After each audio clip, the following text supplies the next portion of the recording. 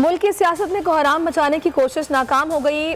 मुल्क बिलावल और मरियम के हवाले नहीं किया जा सकता। खुद को क़यादत के लिए पेश करने वाले लोग बोने हैं। फवाद चौधरी की जेल में मीडिया टॉक का अपोजिशन चूंचू का मुरब्बा है।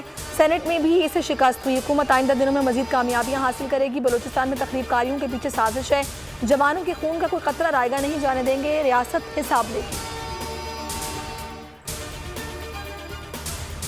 कराची में 13 साल से मुसल्लत हुकूमत काम नहीं करती। कराची के टैक्स से मुल्क का निज़ाम चलता है। जो पूछते हैं तब्दीली कहाँ है, वो ग्रीन लाइन बस से सफ़र करके देखिए, तब्दीली नजर आएगी।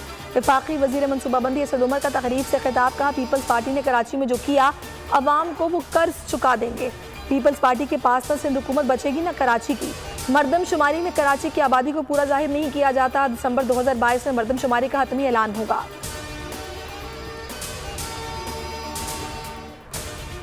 कराची की खस्ता सड़कों पर मजीद नई नवेली बसें चलाने की तैयारी। सब्ज के बाद सुर्ख बसें चलेंगी। 15 फरवरी से शहर कायद की सड़कों पर दौड़ेंगी।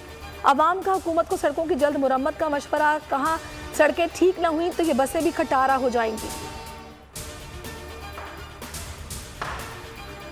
पाकिस्तान में गुर्बत के खात्मे के लिए चीनी तरक्याती मॉडल की तकलीद करना चाहते हैं। वज़ीर आज़म इमरान खान का चीनी मीडिया को इंटरव्यू। कहा किसी भी तरह लोगों को गुर्बत से निकालना है। मगरिब कश्मीर से मुतालिक जानबूझकर खामोश है।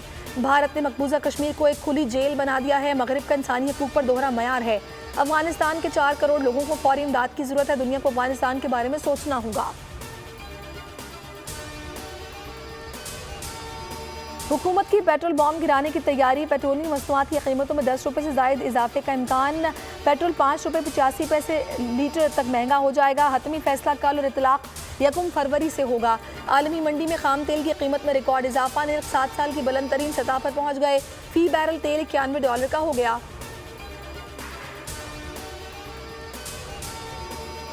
मुल्क में इमरान माफिया की करप्शन का बाजार गर्म है। तर्जमान मुस्लिम लीग नून मरियम औरंगजेब का बयान। कहा कभी आटा, कभी गंदम, कभी दवाई, कभी LNG और अब खाद। इमरान माफिया एक ही अंदाज में हर बार डाका डालता है। इमरान माफिया ने किसानों को भिखारी बना दिया।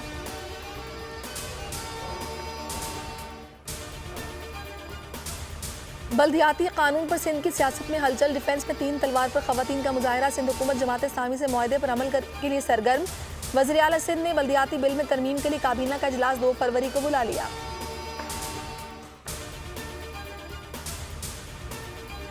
सुप्रीम कोर्ट ने 9 माह और 2 दिन बाद जस्टिस काजी फाइज ईसा नजरसानी केस का तहरीरी फैसला जारी कर दिया। जस्टिस याहिया आफरीदी ने इजाफी नोट तहरीर किया।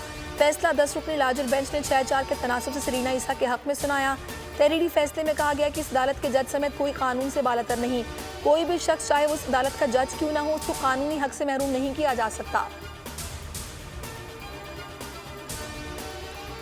एडिशनल डिस्ट्रिक्ट एंड सेशन जज जनूबी की अदालत ने बोल न्यूज़ के एंकर मुरीद अब्बास के कत्ल केस की समाअत 2 साल गुजर जाने के बावजूद बेवा ज़ारा अब्बास इंसाफ मिलने की मुंतज़िर। मुल्ज़िमान के ताख़ीरी हरबे।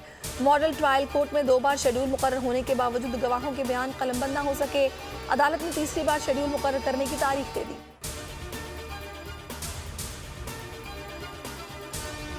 लाहौर में किसी को बदमाशी नहीं करने देंगे। 3 माह में सड़कों पर जराइम में कमी आई। सहाफ़ी हसनैन शाह के कातिलों तक पहुंच गए। आमिर भट्ट और हसनैन शाह के दरमियान लेन देन का तनाज़ा था।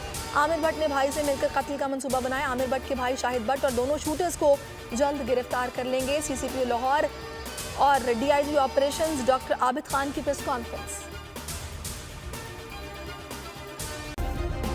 सब्सक्राइब करें और बेल दबाएं ताकि कोई खबर रह न जाए।